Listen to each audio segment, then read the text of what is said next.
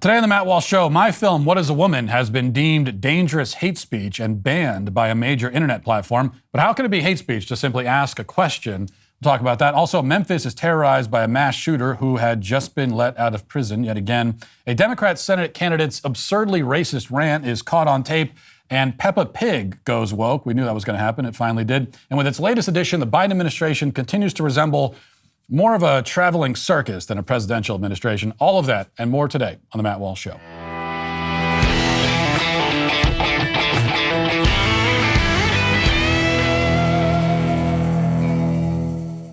Well, you know that the Biden administration has recently announced its plan to hire 87,000 new IRS agents in 2023, many of whom will be bearing arms as they hunt for you and your money, most importantly. You need to secure your savings in a tax-sheltered account now. And the good news is that Birch Gold can help you do just that. Birch Gold Group helps you hold gold and silver in a tax-sheltered retirement account to protect you from big government tyranny and to also provide you with financial stability for the future. Plus, throughout history, gold has always been your best hedge against inflation.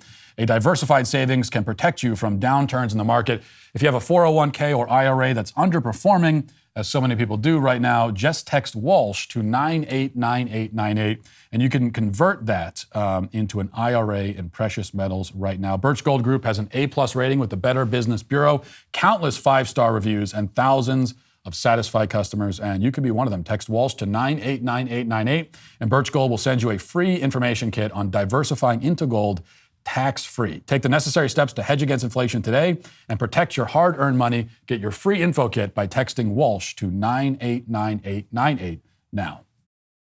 Well, the website Eventbrite is seemingly straightforward and innocuous, non-political, it would seem. It's a service where users can simply manage and promote events or find events that others have organized and that they want to attend.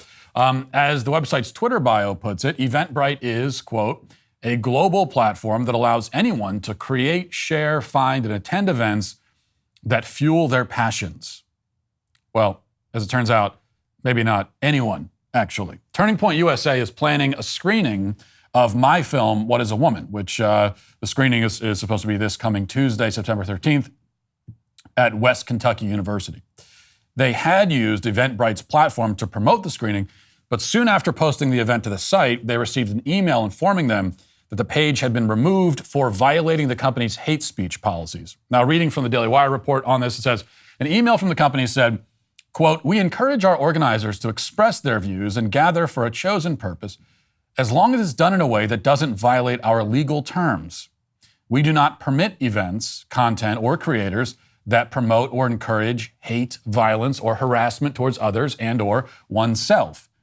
The notice of and or oneself that permit and encourage violence and harassment against oneself. Okay, so you can't harass yourself or other people and have an Eventbrite event, they're saying. The notice of removal went on to say that the event expresses views that are in violation of the company's community guidelines and terms of service. Next, the platform trust and safety team advised that the event would be removed. The community guidelines for Eventbrite further promised that they are, quote, committed to providing a safe, inclusive, and respectful platform for the organization discovery of live events.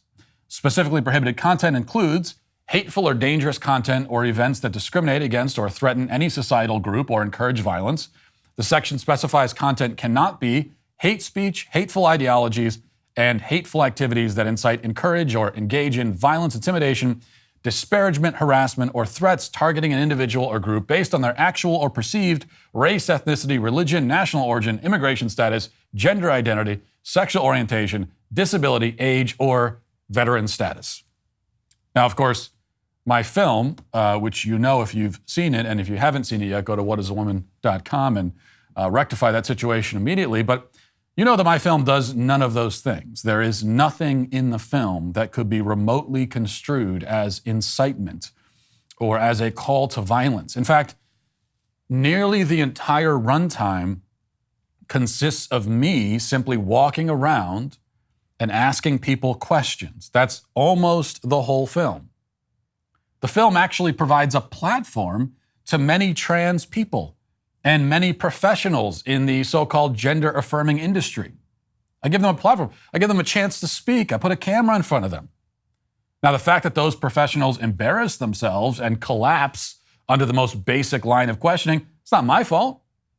Nor does it make the movie a terrorist act or an act of incitement. I gave them a chance. The whole movie is me giving them a chance. If they were not able to take advantage of that opportunity, that's on them, not on me. But at any rate, this is all irrelevant. Eventbrite claims that it's a quote-unquote global platform for quote-unquote anyone to quote-unquote create, share, and attend events. So how does my movie fall outside of that purview? Would seem like a reasonable question, and yet the company refuses to answer it. We've asked them for clarification, both publicly and privately, and so far been simply ignored. This is the way it goes, right? They won't even, they make a dramatic declaration saying that this hit film is hate speech, and then when you ask, well, can you explain that? How is it hate speech? Nothing. No explanation. Now, any far-fetched hope that this removal was a mistake, as sometimes these sorts of things happen with the big tech platforms, someone's kicked off or suspended, and then they say, oh, it was a mistake. Now, when they say it's a mistake, it usually means that there was one kind of rogue, low-level employee who just took it upon themselves to ban somebody, and then the higher-ups find out about it, and they correct it because they don't want to deal with it, and then they say, oh, it was a mistake. Any hope that might happen here has been dashed as more people have come out of the woodwork announcing that their own What is a Woman screening events have also been banned. Apparently, this has been happening for several weeks now at least. The Wake County Republican Party planned a screening of the film back in July, only to have it removed from Eventbrite for violating its hate speech policies, supposedly. There's a man named Mark Early who sent me a screenshot of the message that he got when he tried to post an invitation for his What is a Woman movie night. It was taken down for allegedly running afoul of the community guidelines. And then, maybe most absurd of all, there's a group called No Left Turn in Education. And they had their own screening planned for later this month. Now, in their case, they were planning to screen the movie and host a discussion about it afterwards. And a trans-identified person by the name of Sarah Higdon had been scheduled to speak at the event. And yet still the whole thing was deemed hate speech. So to be clear, a movie featuring trans people followed by a discussion with trans people is forbidden because it encourages violence, presumably against trans people. Meanwhile, as one of the biggest documentaries of the year has been deemed too outrageous and controversial for this platform, they still will happily provide a forum for all-age drag shows. Now, you could go to Eventbrite right now and search for What is a Woman on the site, and you're not going to find anything except maybe some broken links where events had been planned and then were taken down. But if you search for events that bring drag queens and children together, you'll find many results. For example, there's an upcoming all-ages drag show in St. Cloud. And then there's the Union County Children's Drag Story Hour. And there's the Drag Queen Story Hour with Lil Hot Mess in Seattle, and many other similar events. So that's allowed, but not a film, a documentary, one of the most talked about and widely viewed of the year. Now, when you, actually, let me correct myself. It's not one of the most talked about documentaries of the year. It is the most talked about one. Now, when you hear about this sort of thing, as a conservative, and I think we all have this temptation, that you hear this and you shrug your shoulders and you say, well, that's how it goes. Of course they're going to ban the movie. What did you expect? And that reaction is understandable to a certain extent. But we shouldn't become so jaded that we fail to notice the considerable escalation happening in our culture right now. The effort to push conservatives out to the margins, to demonize and stigmatize us, these efforts have reached a new level in recent weeks. And this is not something we should take for granted or just passively accept on the grounds that it's inevitable. A few weeks ago, we were being labeled as literal terrorists for talking about the medical procedures children's hospitals are inflicting on kids. Just to talk about it is terrorism. Then, of course, a major podcast conference apologizes for allowing Ben Shapiro to appear, claiming that his very physical presence causes harm. And then, as we know, the President of the United States appears in ominous red lighting to warn that people who disagree with him politically are dangerous extremists. And threats to our very way of life, our democratic system. And now we have a major event organizing website that has declared a hit film hate speech and banned it from its platform without further explanation. Now, the good news about the Eventbrite situation, however, is that we can actually do something about it. We can't stop Biden from calling us all terrorists until it's, at least we can't stop him now. When it's time to vote him out of office, we can do that. But we have direct control and power here. We can let companies like Eventbrite, we can let them know that discriminating against conservatives is not acceptable. If all of us stopped using the platform, okay, and when I say all of us, anyone who's, if you're a conservative, or even if you're not, but you still claim to believe in free speech, you don't like the idea of big tech platforms censoring people, if you're in that category, and that's millions of people, if we actually used the leverage that our numbers afford us, then we would have some power here. I mean, a lot of these companies would almost certainly back off because they would have to. The problem, though, is that conservatives, for whatever reason, are usually loath to use that kind of leverage. And then after refusing to use it, they become fatalistic and they say, well, we don't have the leverage. Well, no, it's not that we don't have it, it's that we don't use it. And that's on us if we don't use it. I mean, what reason is there? What good reason is there for any of us to use Eventbrite ever again? Unless they correct what they're doing here and apologize for it. If they don't, they've made it clear. They hate you, they don't want your business. And yet, if history is any indication, many conservatives will just say, oh, well, I'll give you my business anyway, even if you hate me and don't want it. Here, take my money, please take it. If we start using the leverage that we have, then we can correct a lot of things that right now we think cannot be corrected. One other point. I would have little complaint about Eventbrite or any of these other platforms that silence conservative voices if they were honest about it. Okay, this is an important point. If Eventbrite came out and just said, hey, look, we're a left-wing company. We're only interested in promoting left-wing events. That's what we do. That's our business. And this is why we exist. We exist to promote drag shows and that sort of thing. And that's our deal. Now, if they said that, I mean, I wouldn't agree with it morally. I don't agree with anyone organizing a drag show or anything like that. But if they said that, and they said that, they only want to cater to half of the available market, well, that's their business. That's their decision, I suppose. But the problem here, the real problem, is that they're not being honest about it. It's an issue not just of silencing voices, but of outright fraud. Because they claim to be a platform for anyone, but they aren't. It's a ruse, it's a ploy. And then when it comes time to banish someone to the hinterlands, rather than admitting that it's a political and ideological decision, they instead make defamatory accusations about hate speech and incitement. That's the problem. That's what makes it also especially outrageous. And now it's up to us to decide whether we're going to start holding these companies accountable. Now let's get to our 5 headlines.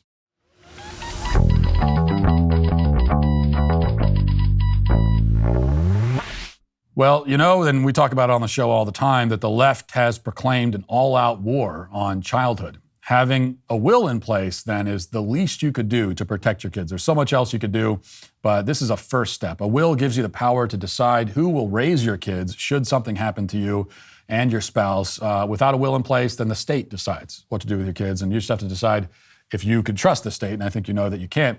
A will is about protecting your legacy, protecting your finances, protecting your children as well. It's about ensuring that your medical decisions are honored when you're unable to see them through, and it's about deciding who will take on the responsibility of raising your children or caring for a parent or a grandparent. A will may be your only opportunity to direct important family heirlooms, financial investments, and also responsibilities to the proper people in your life. Plus, it's an incredibly easy and affordable thing with Epic Will. Epic Will bundles your last will, living will, healthcare power of attorney, HIPAA release, and durable financial power of attorney. All of that comes together, and it only costs $119 for a single person to create a will. When you use promo code Walsh, you'll save 10%. All you got to do is go to epicwill.com and use promo code Walsh to save 10% on Epic Will's complete will package. That's epicwill.com, promo code Walsh. All right, we start with a terrible story, unfortunately. This is a report from the Daily Wire. It says law enforcement officials in Tennessee arrested a 19-year-old man after he allegedly recorded himself driving around and shooting numerous people throughout Memphis. The Memphis Police Department put out an alert on Wednesday night, warning of a black male occupying a blue or silver sedan who is responsible for multiple shootings. It was not immediately clear how many people had been shot at the time, but now we know that, in fact, the killer, Ezekiel Kelly is his name, murdered 4 people in total and injured 3 others. And again, he was just driving around and it would seem right now shooting people at random and live streaming it on Facebook. And some of the videos are circulating out there. I don't really recommend watching them. I'm not going to play them here, but he's, babbling nonsensically and shooting people. So that's what happened in Memphis. Now, here comes the part that you're already expecting, especially if you listened to the opening monologue yesterday. Again from the Daily Wire. The 19-year-old Memphis man accused of killing 4 and terrorizing the city for hours Wednesday night as he drove around shooting people was let out of prison after serving less than a year for an attempted murder charge that was plea bargained down to aggravated assault. So this is attempted murder that was committed a couple of years ago. And he was back on the street after attempted murder. After police captured him in a stolen car, Memphis Mayor Jim Strickland said he should have never been on the loose. Strickland said, quote, "If the suspect served his full 3-year sentence, he would still be in prison today, and 4 of our fellow citizens would still be alive." Records show the suspect was freed on March 16th after serving just 11 months of his 3-year sentence. A new law Strickland backed, which went into effect in July, may have kept the suspect locked up, but it was too late for that. The bloody spree began just before 1 a.m. and then continued pretty much for an entire day as he was going around shooting people. So this is outrageous on multiple levels because a 3-year sentence for attempted murder is already absurd, but he didn't even serve that whole sentence or even half of it. Serves less than a year. And this is the second high-profile killing by a career criminal in Memphis this week. We talked yesterday about Eliza Fletcher, the teacher, mother of 2, going for a jog, abducted and murdered by this scumbag who already had other abductions on his record and yet was walking around the streets free. In fact, there's so much violence in Memphis that reporters now are breaking down in tears about it on camera. Watch this from one of the local reporters last night. And I know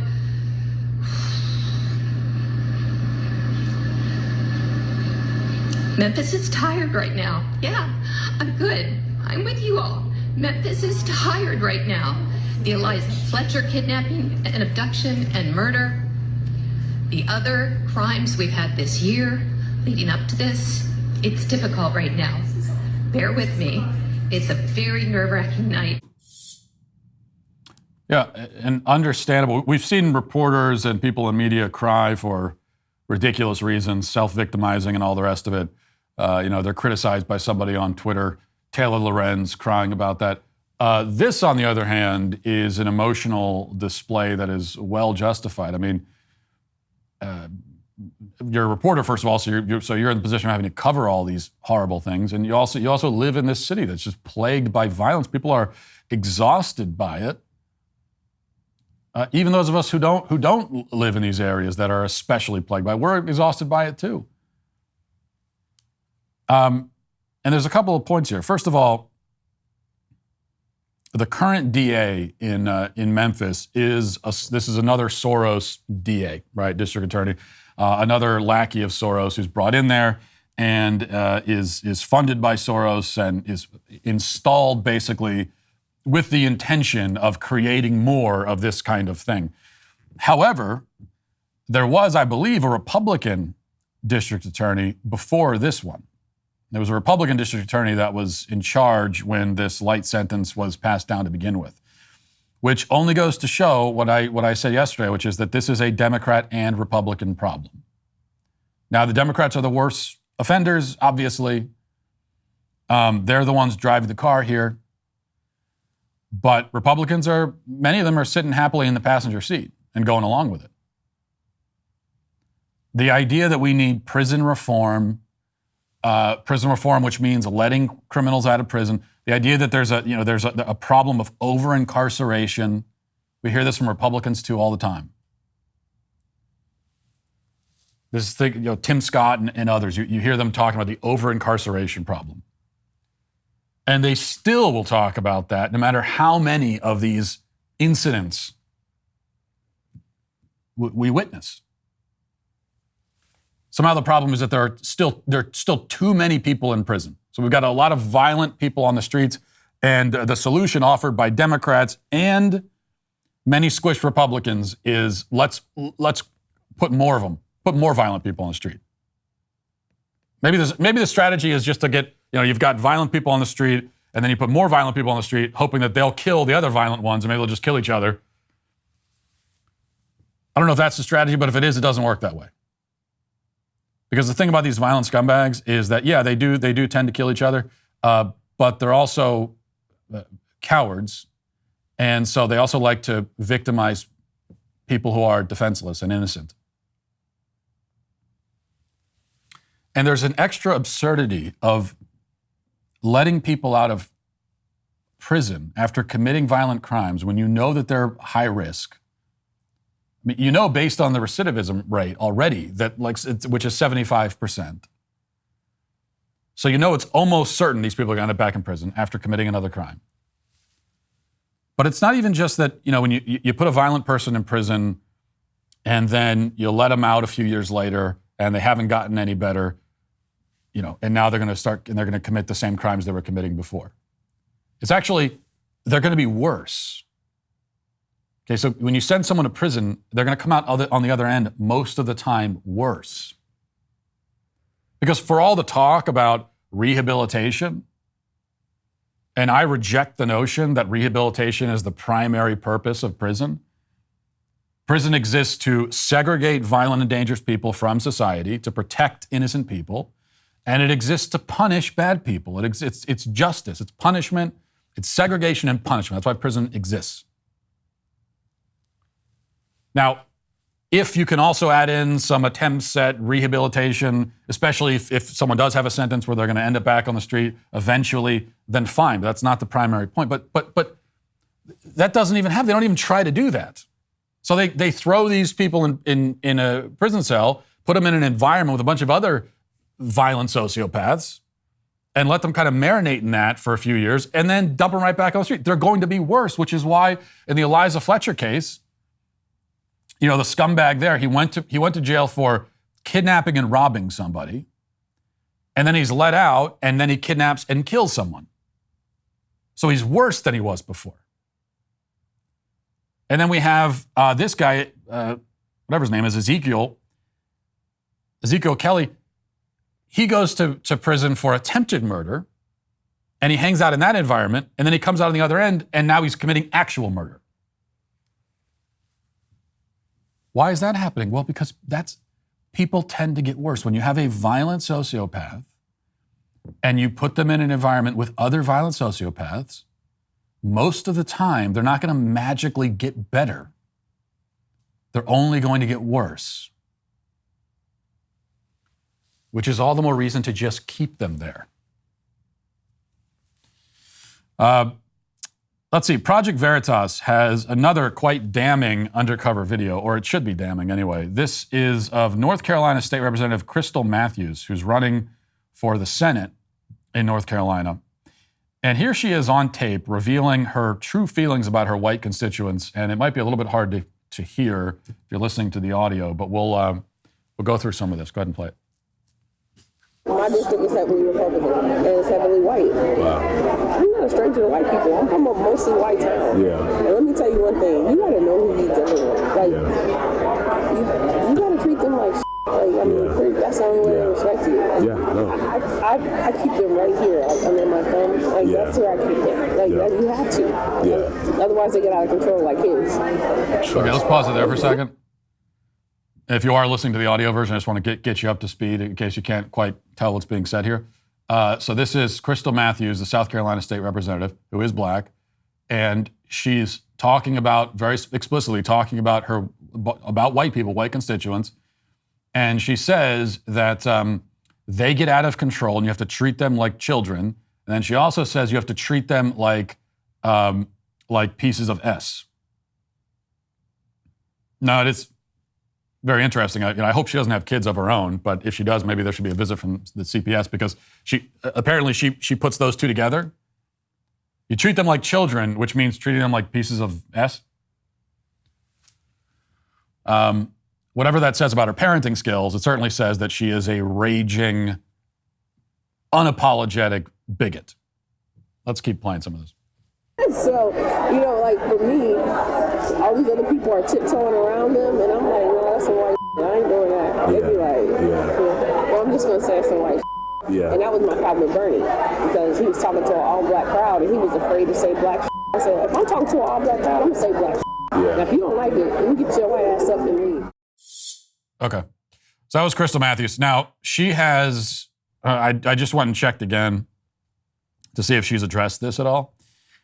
Maybe sent some kind of tweet or something, even to make an excuse and say, this is taken out of context. It's like as if there could be a context that would make that okay. White people are pieces of S. But she's not even doing that, right? She's not coming up with any excuse at all. She's certainly not apologizing for it. She's ignoring it, and she's able to do that because she's a Democrat and she's black, which means that the media is not going to hold, and she's a woman, so she's got a lot going for her identity-wise. A lot of boxes are checked, which means she's not going to be held accountable at all. She doesn't even have to address it. She can simply just ignore it like it didn't happen.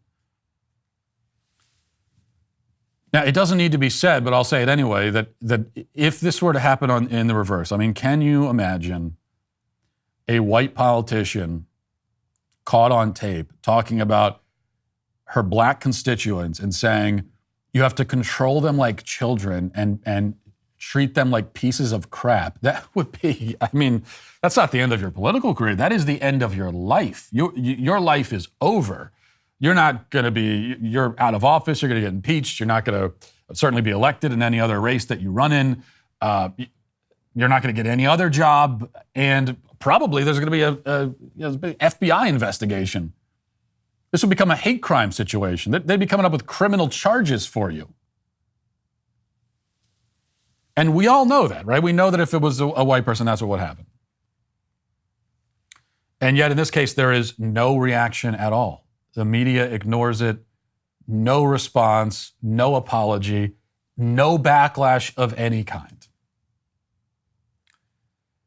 And that is because anti-white racism is not only widespread, especially on the left and among Democrats, but it is the only acceptable form of racism in America.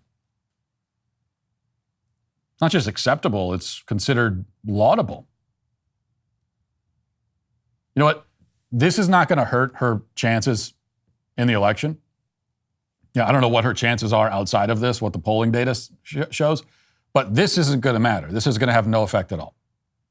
If she's a white person, it destroys her entire life and political career, certainly in a second, just like that. But for her, it'll have no effect because the media is not going to talk about it. But actually, if anything, it helps her. That's how sad this is. If anything, it helps her. Because it appeals to other anti-white racists, and there are a lot of them out there. And then even among white people, there are, as sad as it is to consider, there are white people who are going to be more likely to vote for her now than they were before, especially white liberal women. So I guarantee you, we'll check the polls a week from now. She's going to be polling better among white liberal women than she was before.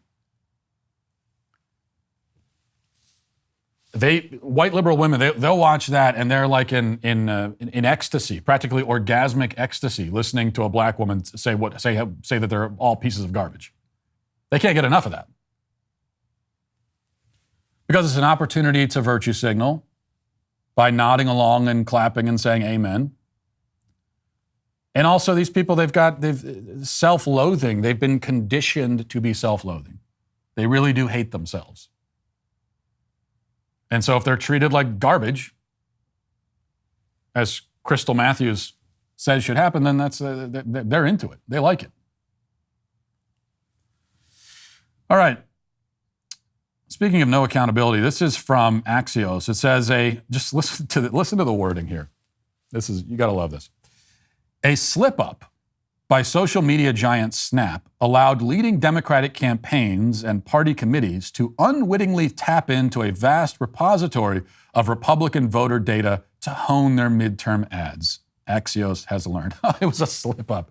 They accidentally were granted access to all of this data that they shouldn't have seen, and accidentally it honed their ads. I mean, they actually got access to the data and used it in their ads, but it was an accident.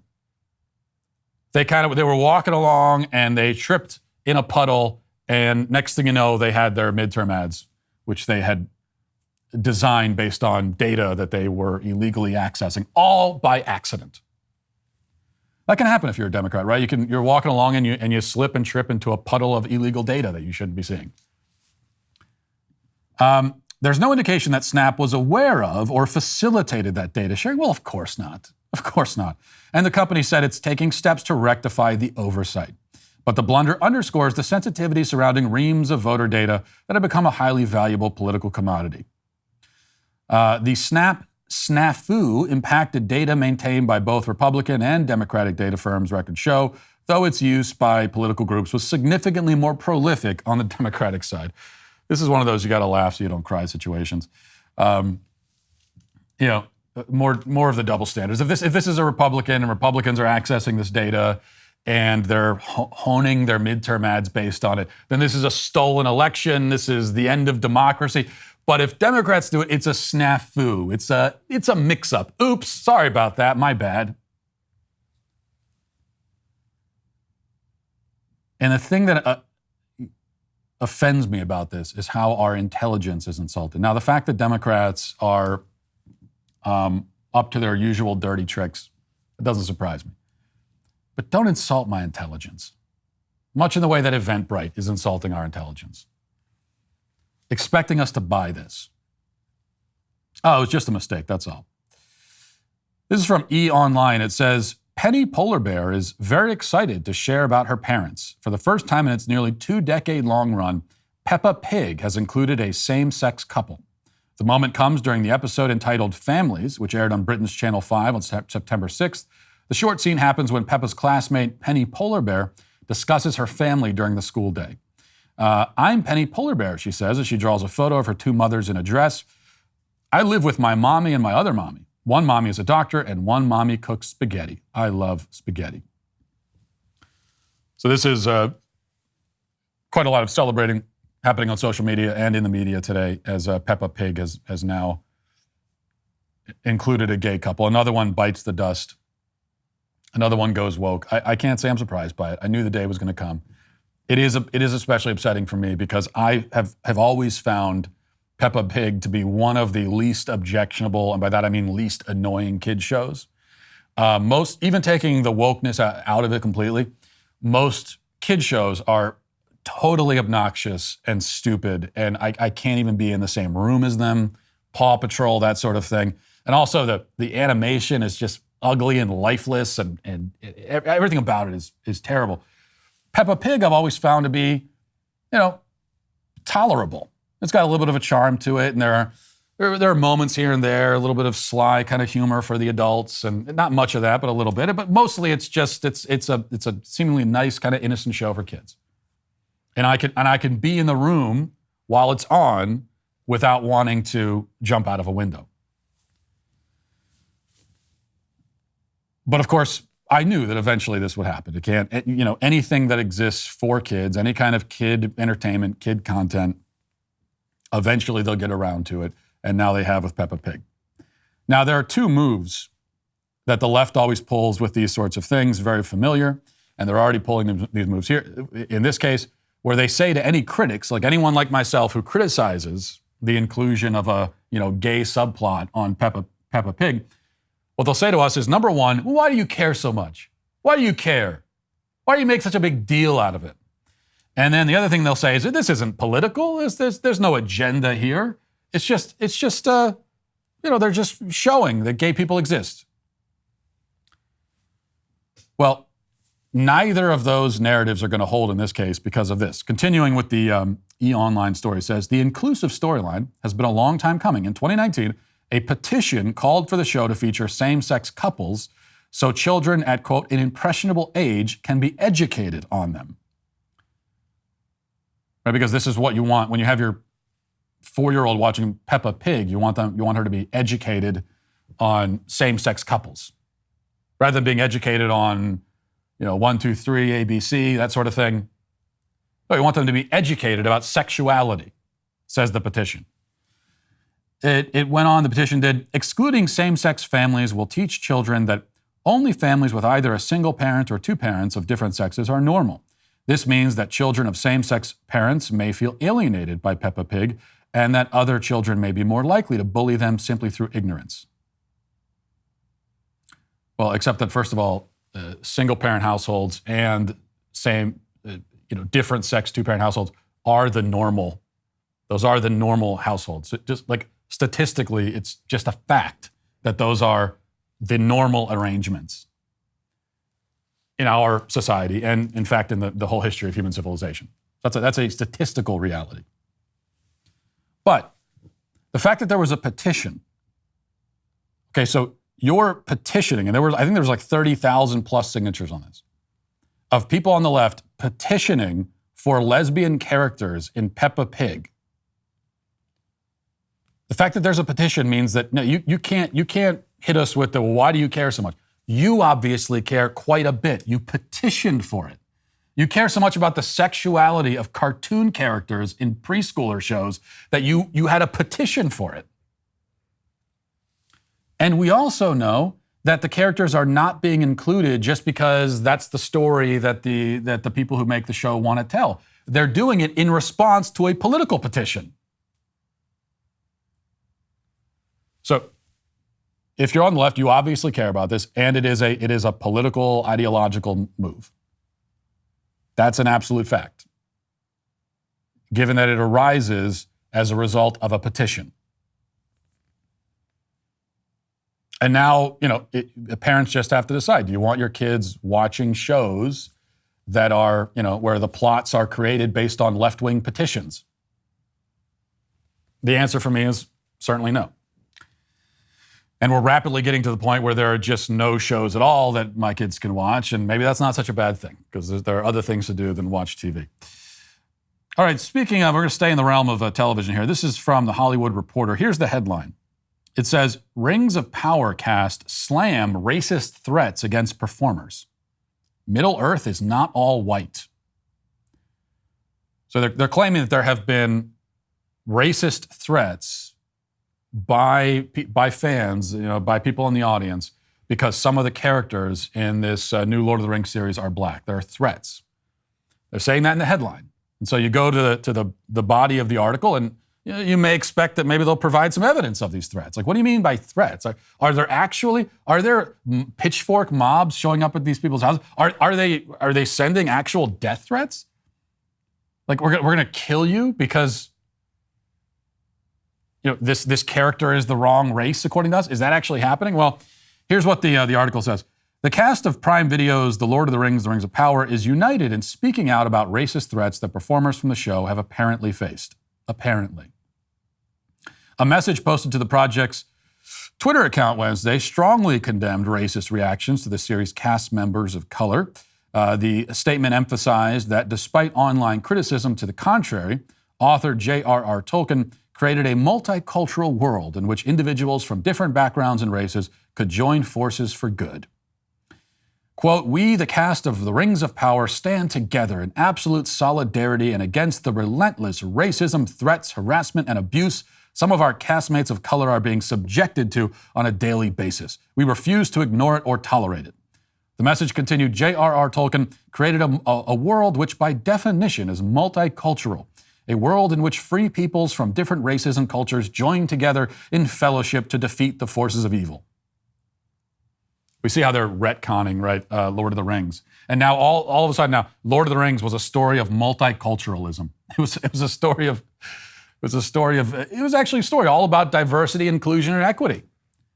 Now, Tolkien himself never said that, never used those words at all, and wouldn't have. Never made any indication that's what the story's about. But that's what the story's actually about. They know better than he did. Now, two things. First of all, I don't believe this.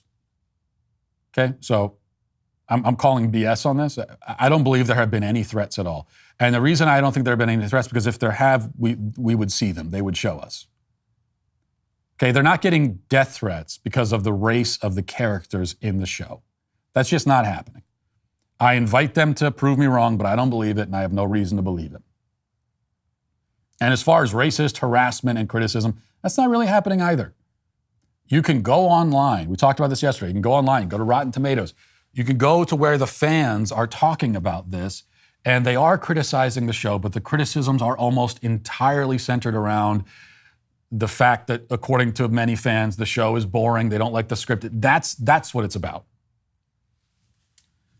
But the second point is this, that this is clearly part of the reason that these shows make diverse, quote unquote, casting choices to begin with. Because we've seen this over and over and over again. It's the same story over and over again. They hire a black actor to play a role, and people in the audience don't really care about that. They don't talk much about it, but maybe they criticize the film or the show just in general because they don't like it. And then the people behind the show turn around and attack their own audience for being racist, never providing any evidence that there is any significant racist backlash at all, but just claiming that it's happening. And then they attack their own audience, calling them all racist. In other words, they are the ones who make an issue out of the races of the actors. It's the show and the actors themselves and the producers. They make an issue out of it by assuming that anyone who criticizes the show must be criticizing it for that reason, even if they don't say so. The audience doesn't make an issue out of it. They do. As always. Now let's get to the comment section. Who makes a Twitter mob fly off the handle with rage? Who's to blame? It's a sweet baby gang. All right, so just a quick update. I did show my son the video of our little show and tell session here yesterday, and I proved that I did display his artwork as I promised I would, and I can report that he was very happy about that. He watched the clip with a big smile on his face, and then but then he became oddly intense about it, and actually he lifted his hands in the air and threw his head back and screamed triumphantly, and then ran out of the room, shouting back that he was going to make more drawings for me to show also. So he didn't actually make the other drawings because I think he went upstairs and saw his Hulk toy and got distracted by that. But I don't know, I may have created a monster here. Pretty soon my whole show is just going to be a showcase for my children's artwork. That's what the whole show is going to be. Because I also know that my other kids, because they're aware of this now, and so pretty soon I'm going to start getting from the other kids, well, why aren't you showing my artwork, Daddy? Now, what am I going to do there? I can't say, I'm only going to show his because his is better than yours. So this is where we're heading. Which honestly, given the state of the world and the kind of news stories we have to talk about, may not be such a bad thing. All right, this is from Sean. It says, there was an incident several years ago where a First Nations street thug tortured a white miner to the point where they had permanent scars on them, and the judge still ruled that his indigenous heritage needed to be taken into account for his sentence. According to the judge, colonial oppression probably factored into his actions, so he was almost as much a victim. Yeah, this is, and I've gotten a lot of messages from people in Canada kind of telling me, like, you don't know the half of it when it comes to our justice system up here and how ridiculous it is. But I have heard a lot of stories just like this where, and this is why the people that went on the stabbing spree up in Canada, part of the reason that they were on the street, the one guy, 59 criminal convictions, still on the street because he had indigenous heritage which means that by law in Canada, apparently, you're going to get, they factor that in as it's a mitigating factor. And now another update is that they found the one guy, his brother, they found dead because he was probably killed by the other brother. And then, but the one with 59 convictions, they did find him. Though I think he's now dead too. I have to check on that. Hopefully he is. But either way, if they found him, took him alive, and convicted him, like the most he would do, even after killing 10 people, would be about 25 years in prison, according to Canadian law. But I wouldn't be surprised if he got less than that. And also, the other thing is that like, even if it was true that someone is a violent criminal, in part because of systemic racism and oppression that they faced as a First Nations person, even if that was true, that still means that they're dangerous. Like, I don't buy that at all. I don't buy it as a mitigating factor. I don't buy that excuse. Okay, if you make a decision to be a violent scumbag, then that's on you. So a history of oppression, even if you did experience it, it doesn't provide any excuse for you. But either way, the fact is that you're still a danger to society. Doesn't matter why you did it. This is one reason why I've never liked the insanity excuse. I don't even like that. Somebody goes out and kills people, and then they plead insanity, and the judge determines that they weren't mentally culpable. They didn't understand what they were doing. They're still a danger to society. They still need to be segregated from society forever. Arguably even more so now, because we can never trust them back on the street again. If they can't control their own actions by your own testimony. Ruth says, it's not the Matt I fell in love with. The flannel was what totally sold me. My life has not been the same since the flannel disappeared. Everything has turned bland and flat. Only you can save me, Matt. I feel like this is getting... Look, I take everyone's emotions seriously. You know that.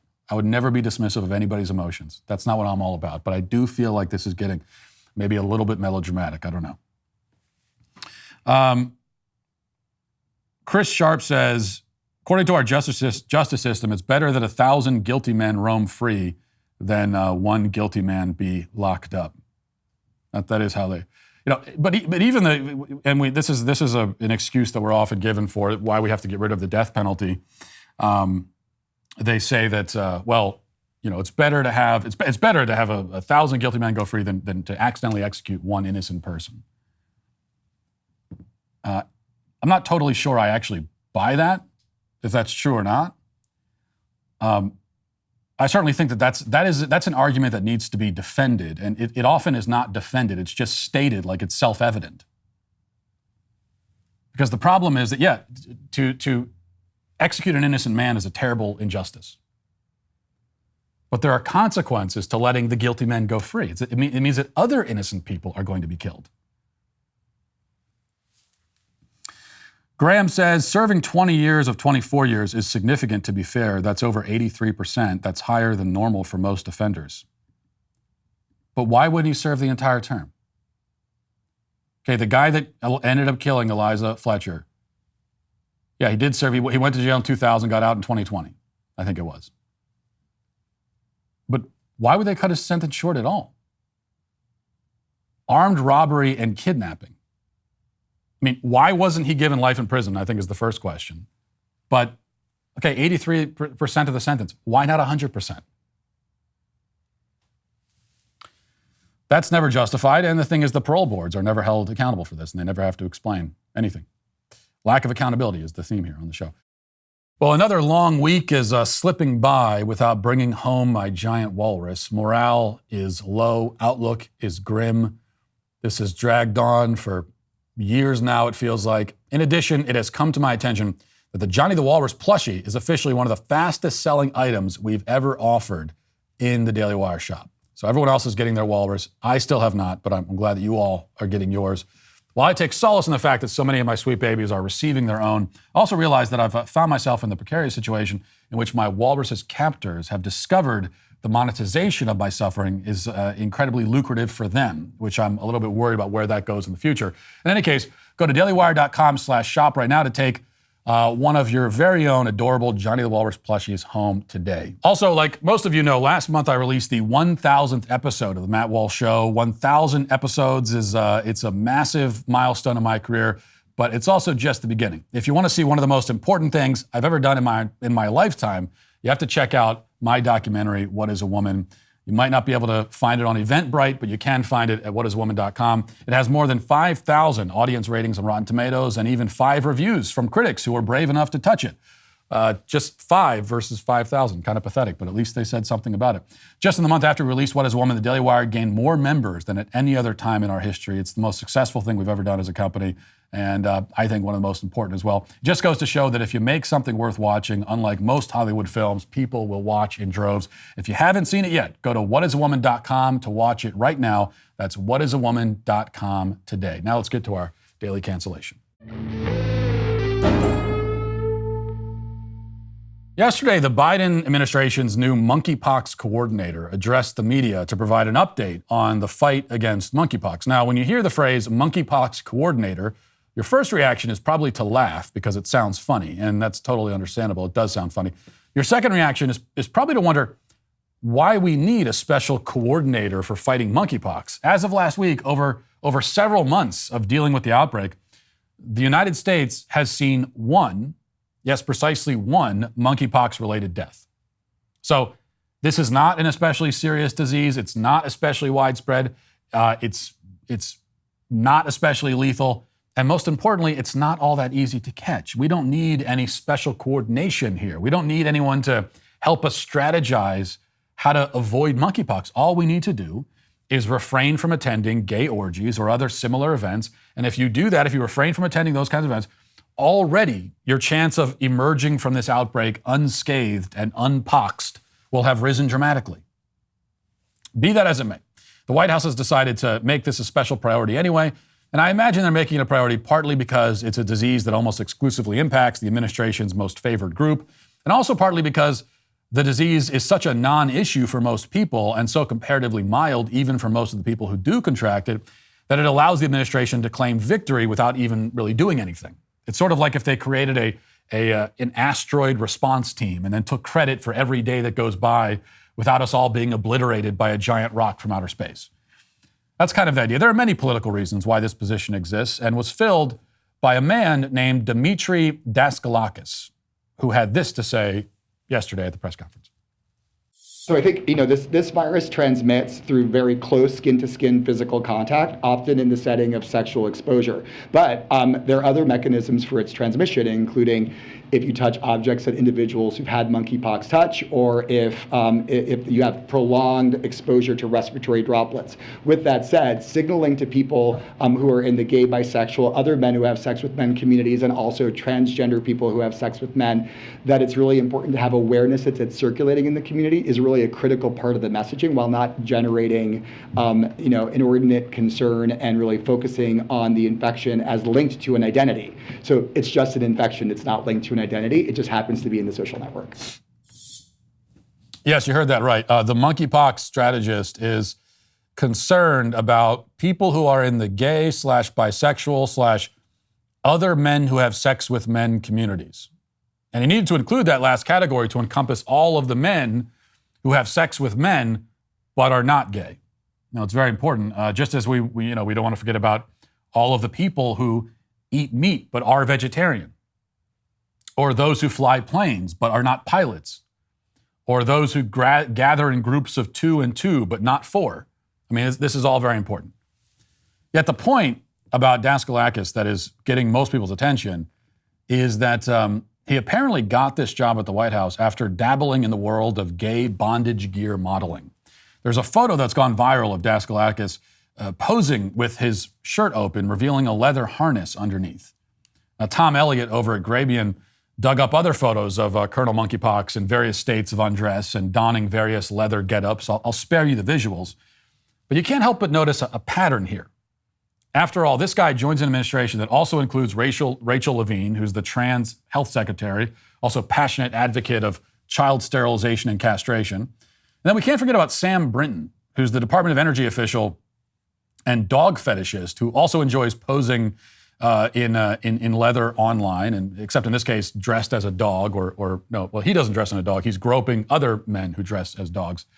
In fact, while we're on the subject, a few weeks ago, the National Pulse found something even more damning and disturbing about Brinton. Reading from their report, it says, a recent high-level hire at the Department of Energy's Office of Nuclear Energy defended a controversial gay prostitution website with a track record of allowing children to be promoted for sexual services on the platform.